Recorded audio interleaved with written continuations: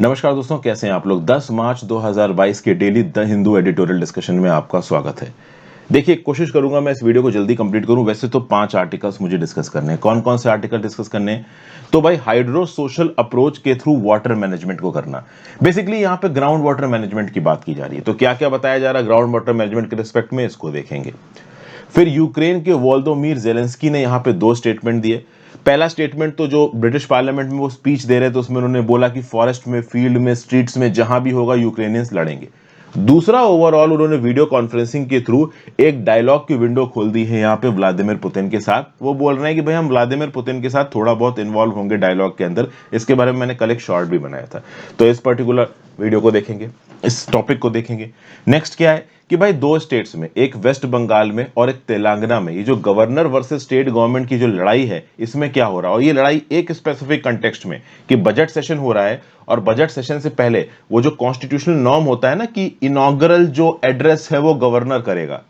तो इस inaugural address में 2 जगहों पे बवाल आया है। एक तो वेस्ट बंगाल की स्टेट लेजिस्लेटिव असेंबली में, दूसरा तेलंगाना की स्टेट लेजिस्लेटिव असेंबली में। तो ये क्या बवाल आया है, क्या इशू है, इसको यहां पे समझेंगे। फिर अगला आर्टिकल क्या है, तमिलनाडु के अर्बन फ्यूचर से रिलेटेड। तमिलनाडु में अर्बन गवर्नेंस और वेलफेयर आर्किटेक्चर की बात की है, इसको देखेंगे। और ओल्ड एज केयर, जिसको आप जेरियाट्रिक सर्विसेज भी बोलते हो, इंडिया में जेरियाट्रिक सर्विसेज कहां पे खड़ी, इनके अंदर क्या क्या हो सकता है, इसके बारे में बात किया गया है, इसे देखेंगे। तो इतने आर्टिकल्स हम डिस्कस करने वाले हैं। आगे बढ़ने से पहले वीडियो पे लाइक का बटन, दोस्तों चैनल को अब तक शेयर और सब्सक्राइब नहीं किया कर दीजिए। इंस्टाग्राम पे फॉलो कर लीजिए, टेलीग्राम ग्रुप ज्वाइन कर लीजिए, यहाँ पे आपको लेक्चर्स की पीडीएफ वगैरह मिल जाती हैं। And if possible for you friends, please click the join button, इससे खासा मदद मिलती है। तो चलिए, a formal approach to homes for the elderly is an important policy and planning issue for India. क्या बताया जा रहा है भैया, इंडिया धीरे धीरे हो रहा है अर्बनाइज, और अर्बनाइजेशन में जो लोकल रूरल वैल्यूज हुआ करती थी हमारी एज इंडियंस, वो रही हैं टूट। इसके चलते फैमिलीज छोटे छोटे यूनिट्स में टूट रही हैं, और बहुत सारे एल्डरली होम्स यहाँ पे उभर के आ गए हैं, जहाँ पे ओल्ड लोग रहते हैं। बहुत सारे जो बच्चे होते हैं वो अपने माँ बाप को अपने साथ रखना नहीं पसंद करते। कुछ केसेस में माँ बाप इतने इरिटेट हो जाते हैं कि वो खुद ही बच्चों का घर छोड़ देते हैं और जाके किसी एल्डरली होम में रहने लगते हैं। और इन एल्डरली होम्स को मैनेज करते हैं प्रोफेशनल्स और कुछ वॉलंटरी ऑर्गेनाइजेशन जो कि इंटरेस्टेड हैं जेरियाट्रिक सर्विसेज में। इनको फंडिंग दी जाती है सरकार की तरफ से, कॉर्पोरेट की तरफ से, फिलेंथ्रोपिस्ट की तरफ से। अब अर्बन और सेमी अर्बन इंडिया में ऐसे सेल्फ केयर होम्स बहुत ज्यादा बढ़ गए हैं। ये पेड भी होते हैं और कुछ जगहों पे फ्री और सब्सिडाइज्ड भी होते हैं। एनजीओ वगैरह इनको चलाते हैं। यहाँ पे अकोमोडेशन मिलता है इन एल्डरली सिटीजन्स को, टाइमली केयर मिलती है, एक सेंस ऑफ सिक्योरिटी मिलती है। आपके साथ की उम्र के कुछ और लोग मिल जाएंगे, तो वो बूढ़े इंसान आपस में बैठ के एक दूसरे के साथ बातचीत कर रहे हैं। बहुत ही दुख की बात है कि अपने बच्चों से अलग रह के इन बूढ़े लोगों को, अब ऑब्वियसली बात है ये फाइनेंशियली इंडिपेंडेंट नहीं है, तब जाके किसी एल्डरली केयर होम में रह रहे हैं। अगर ये फाइनेंशियली इंडिपेंडेंट होते तो उनके पास खुद का घर होता, खुद के पैसे होते। अब बच्चों पे पूरी तरीके से डिपेंडेंट है, बच्चे ध्यान रख नहीं रहे, तो ये जाके एल्डरली होम में रखने लगते हैं। लेकिन प्रॉब्लम यह है कि इन एल्डरली होम में भी इन बूढ़े लोगों को जो सर्विसेज प्रोवाइड की जाती हैं, उनके ऊपर कोई रेगुलेटरी ओवरसाइड नहीं है, कोई proper establish standard operating procedure नहीं है। इन लोगों की कैसे हेल्थ केयर वगैरह में मदद की जाएगी, इस बारे में कोई सेट गाइडलाइंस नहीं है। और इन गाइडलाइंस के चलते इंडिया में बूढ़े लोगों को परेशानी हो सकती है। जेरियाट्रिक सर्विसेज हमारी बेकार पड़ सकती हैं, कमजोर पड़ सकती हैं। इसके बारे में कुछ पॉइंट्स दिए गए। एल्डरली के लिए होम्स को प्रॉपर बनाना, इनको प्रॉपर सर्विसेज प्रोवाइड करना, ये हमारे लिए एक इंपॉर्टेंट पॉलिसी और प्लानिंग इशू होना चाहिए। अगर यहां पे आप यूएन वर्ल्ड पॉपुलेशन एजेंसी की रिपोर्ट देखेंगे, तो इस रिपोर्ट के हिसाब से इंडिया की जो पॉपुलेशन है, जो कि 60 साल से ऊपर है, वो अभी के लिए लगभग 8% है। मतलब इंडिया की आबादी के लगभग 8% लोग 60 साल से ज्यादा की उम्र के हैं। और 2050 तक 20% लोग इंडिया के 60 साल से ज्यादा उम्र के होंगे।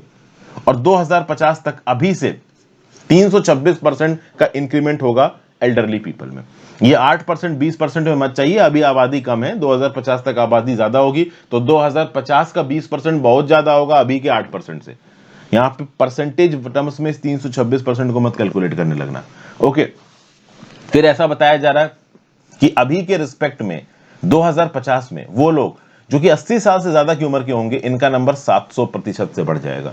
मतलब बूढ़े लोगों का जो नंबर है इंडिया के अंदर, वो बहुत तेजी से बढ़ रहा है।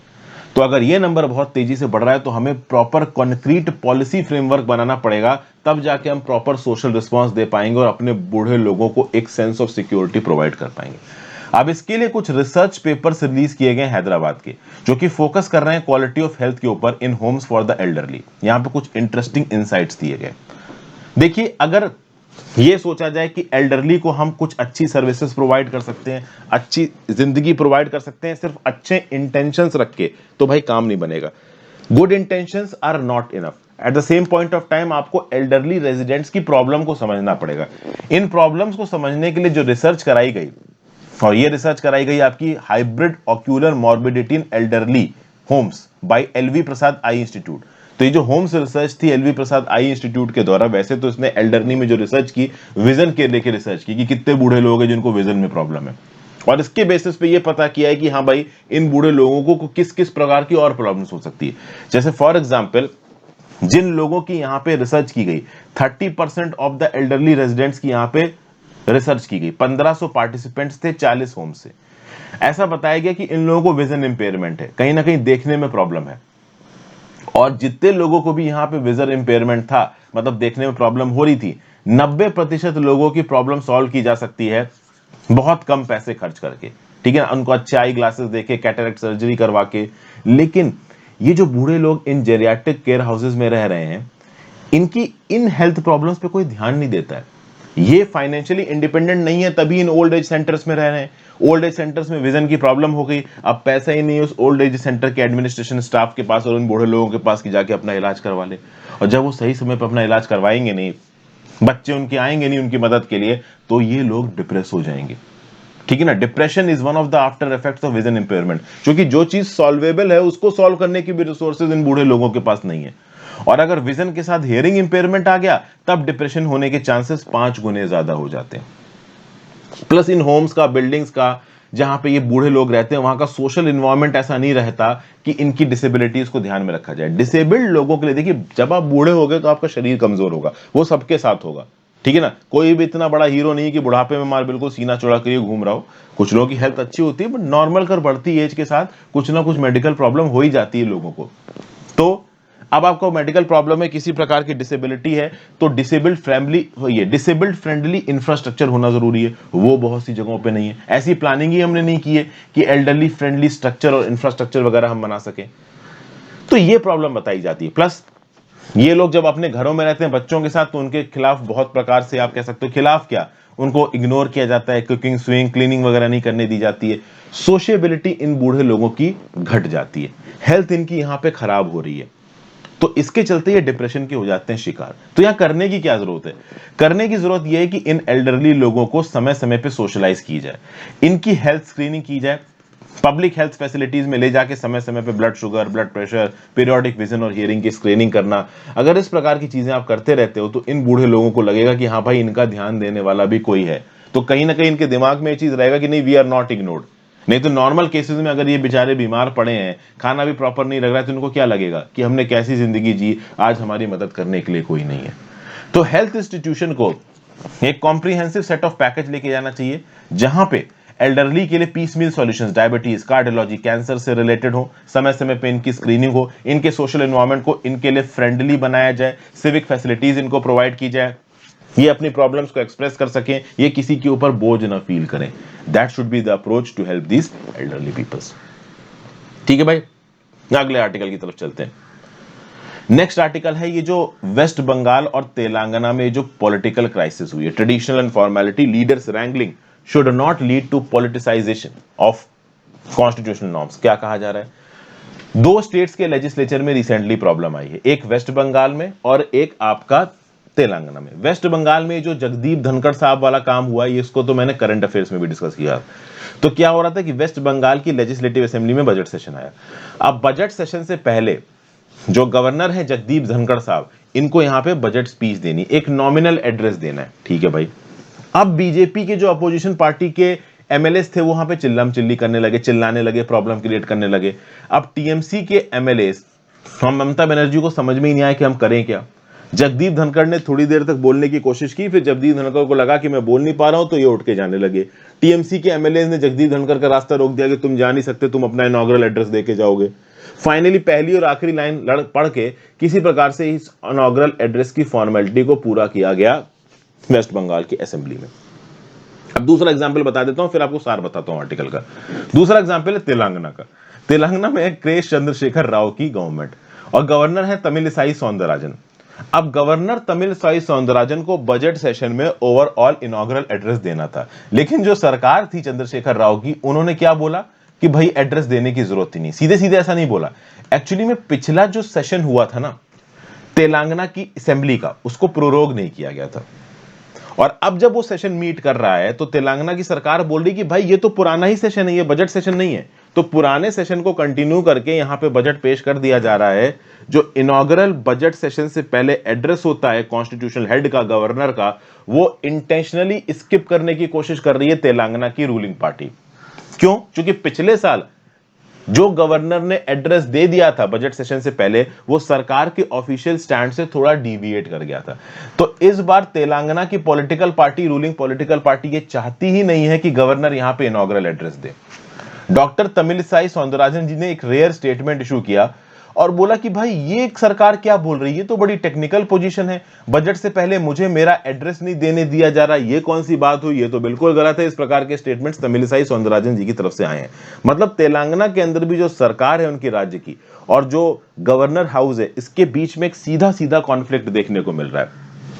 और कॉन्फ्लिक्ट की वजह क्या है कि पिछले साल गवर्नर साहिबा को जो टेक्स्ट दिया गया था पढ़ने के लिए, देखिए सीधी बात है, गवर्नर यहां पे on the floor of the state legislative assembly जो कुछ भी पढ़ेगा वो वही टेक्स्ट होगा जो कि राज्य की सरकार ने दिया, क्योंकि गवर्नर यही बताता है कि लास्ट ईयर में राज्य की सरकार ने क्या किया, आगे राज्य की सरकार क्या करेगी।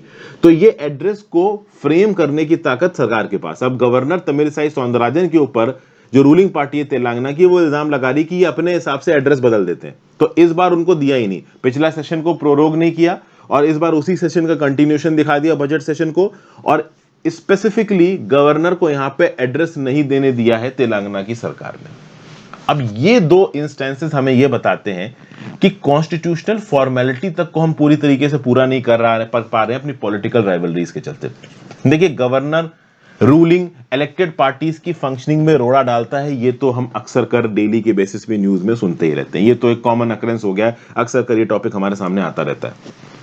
लेकिन इस पॉलिटिकल रैंगलिंग में आप डीके कर रहे हो अपने कॉन्स्टिट्यूशनल नॉर्म्स को। देखिए, अनवारंटेड पॉलिटिसाइजेशन कॉन्स्टिट्यूशनल नॉर्म्स का सही नहीं है।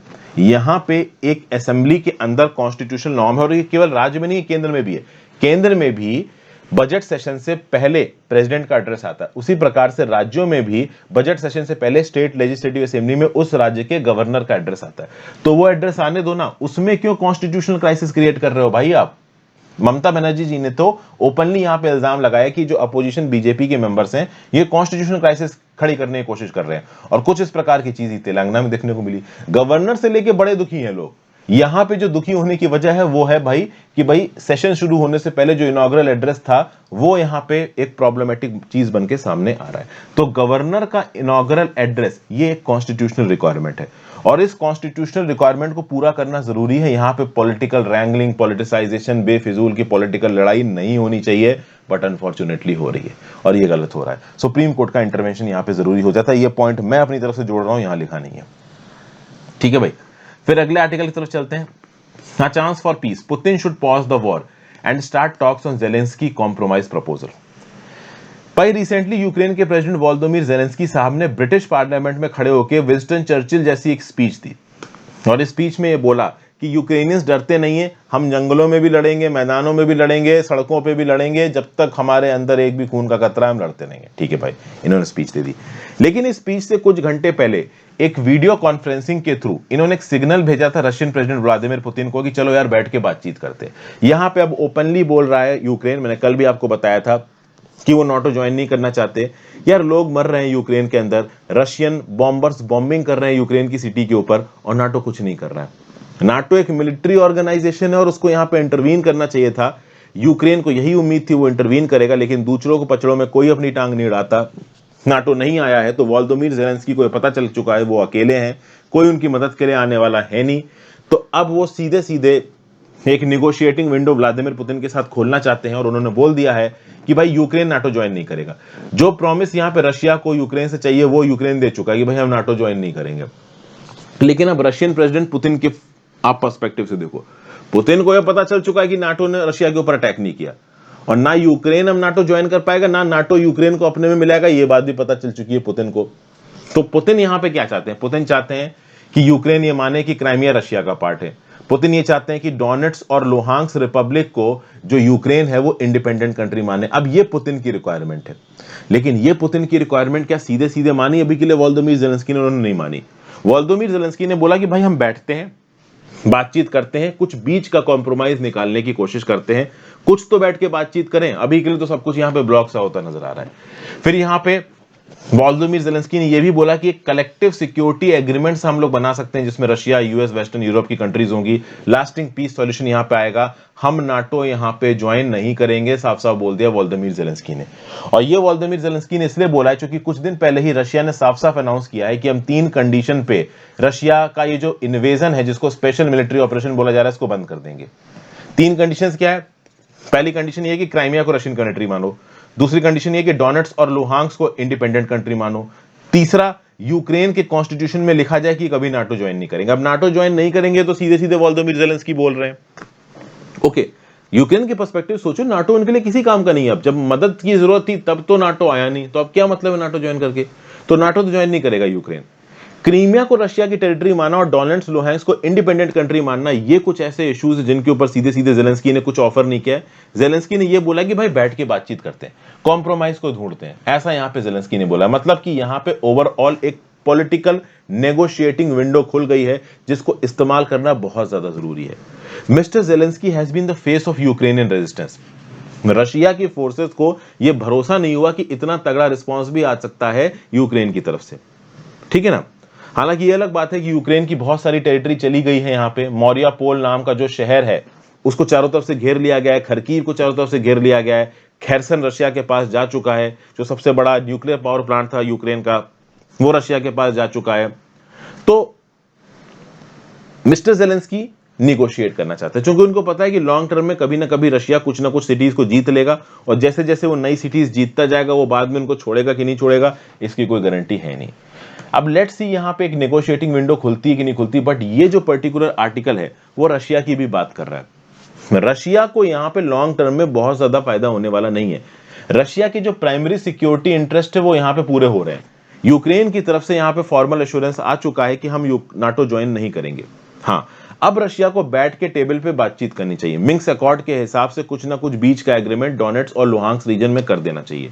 अब रशिया उस हद तक अपने नेगोशिएशन में नीचे गिरेगा नहीं गिरेगा इसके बारे में जानकारी नहीं है, बट लॉन्ग टर्म में अगर रशिया के सिक्योरिटी इंटरेस्ट की बात की जाए, उनकी इकोनॉमी की बात की जाए, उनके लोगों की बात की जाए, उनके पावर की बात की जाए, तो सबके इंटरेस्ट में यह है कि वॉर बंद किया जाए और नेगोशिएशन टेबल पे बैठ के बातचीत की जाए। अब की जाएगी नहीं की जाएगी, that's all together different issue. ठीक है भाई, चलते हैं अपने अगले आर्टिकल की तरफ। Challenges to Tamil Nadu's urban future, the state to recalibrate its welfare architecture and strengthen urban governance।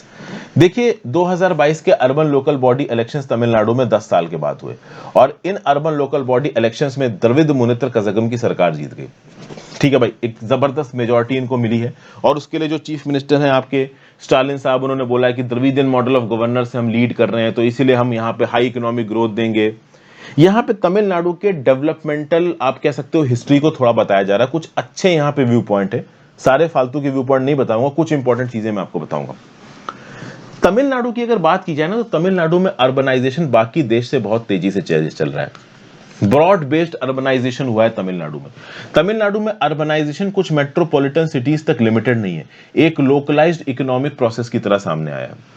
अभी अर्बन पॉपुलेशन तमिलनाडु 2021 में कितनी है ये नहीं पता है, बट एस्टिमेट के हिसाब से कहा जाता है कि तमिलनाडु की आधे से ज्यादा 50% से ज्यादा आबादी अब अर्बन इलाकों में रहती है। अर्बन ग्रोथ तमिलनाडु में बहुत तगड़ी हुई है। तमिलनाडु की जो डेवलपमेंटल नीड्स है इसी अर्बनाइजेशन ने पूरा किया है। और रिसेंटली अगर आप देखोगे तो तमिलनाडु ने मदुरई में, कोयम्बटूर ने, तिरुपुर में और होजुर में अर्बन डेवलपमेंट अथॉरिटी सेटअप की। जिस प्रकार से चेन्नई में चेन्नई मेट्रोपॉलिटन डेवलपमेंट अथॉरिटी है ना, उसी प्रकार से मदुरई, कोयम्बटूर, तिरुपुर और होजुर में अर्बन डेवलपमेंट अथॉरिटीज को बनाया गया है। ऐसा एक्सपेक्टेड है कि 2036 तक तमिलनाडु की 67% आबादी पॉपुलेशन अर्बन इलाकों में रह रही होगी। इसका क्या मतलब? इसका मतलब यह है कि तमिलनाडु में जो लोग हैं उनकी जो डिपेंडेंस है एग्रीकल्चर के ऊपर वो कम हो रही। क्योंकि रूरल इलाके में जब आप रहते हो तो रूरल इलाकों में जो आपके पास सबसे बड़ा सोर्स होता है लाइवलीहुड का, वो होता है एग्रीकल्चर। और तमिलनाडु के अंदर चूंकि पॉपुलेशन अर्बनाइज हो रही है, तो तमिलनाडु के लोग अब एग्रीकल्चर के ऊपर कम डिपेंडेंट है, क्योंकि अर्बन इलाकों में उनको और बहुत से एवेन्यूज मिल जाते हैं एम्प्लॉयमेंट के। ठीक है भाई, एग्रीकल्चर को दुनिया की, इंडियन इकोनॉमी का बैकबोन समझा जाता है, लेकिन तमिलनाडु में ऐसा नहीं है। Situation assessment survey of agriculture household 2019 के हिसाब से तमिलनाडु के केवल 26% रूरल हाउसहोल्ड्स ऐसे हैं जिनका main source of income agriculture है। उन्होंने डाइवर्सिफाई कर रखा है अपने सोर्सेज ऑफ इनकम को।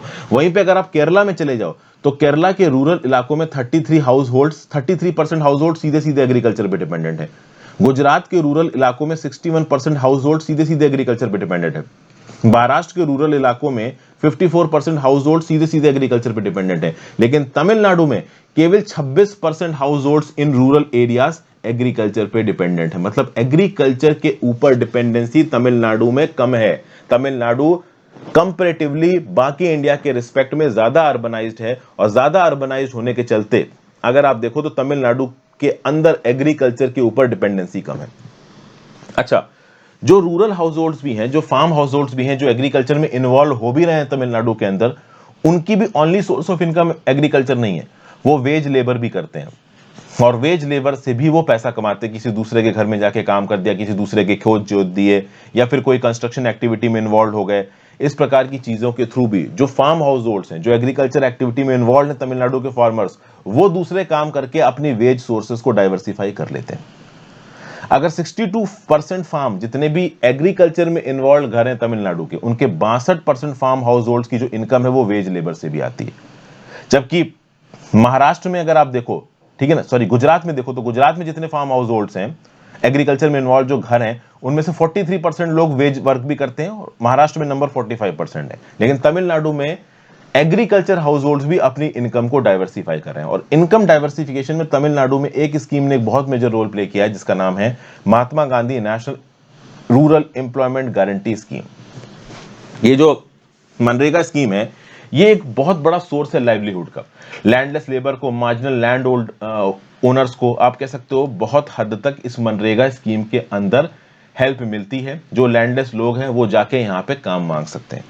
लेकिन अब आपको समझना पड़ेगा कि जैसे जैसे तमिलनाडु अर्बनाइज हो रहा है, मनरेगा के अंदर कवर होने वाले लोग कम हो रहे हैं।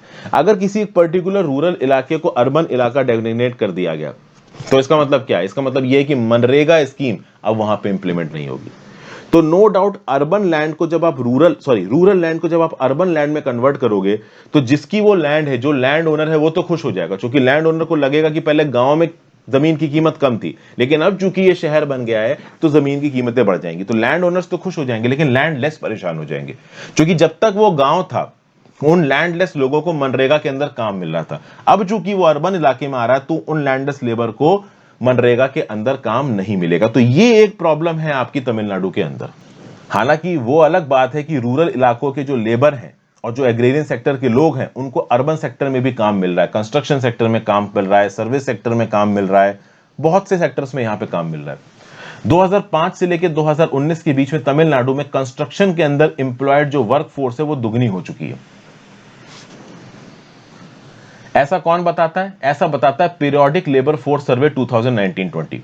और वो लोग जो मैन्युफैक्चरिंग में इन्वॉल्व है वो 20% ही है।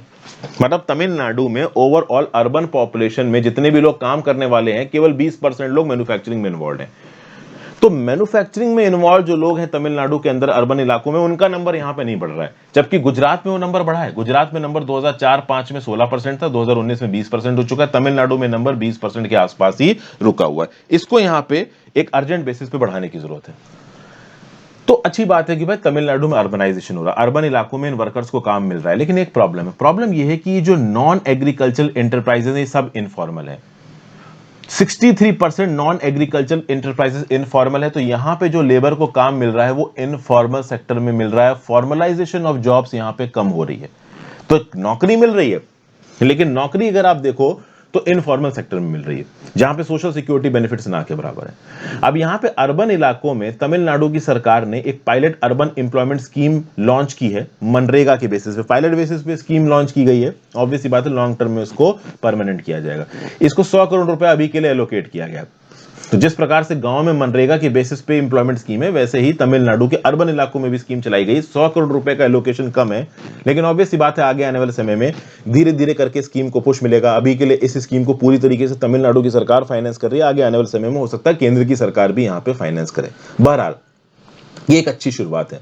अगर आप देखो तो भाई स्टेट के लेवल पे किसी भी राज्य में अर्बन लेवल पे लोगों की एम्प्लॉयमेंट में मदद करना ये बहुत ज्यादा जरूरी है, क्योंकि जब आप लोगों की एम्प्लॉयमेंट में मदद करोगे तब लोग गांव के इलाके से अर्बन इलाकों में आने में ज्यादा इंटरेस्टेड होंगे, और ये जो अर्बनाइजेशन का है इसका एक्चुअल फायदा मिलेगा किसको? तमिलनाडु को।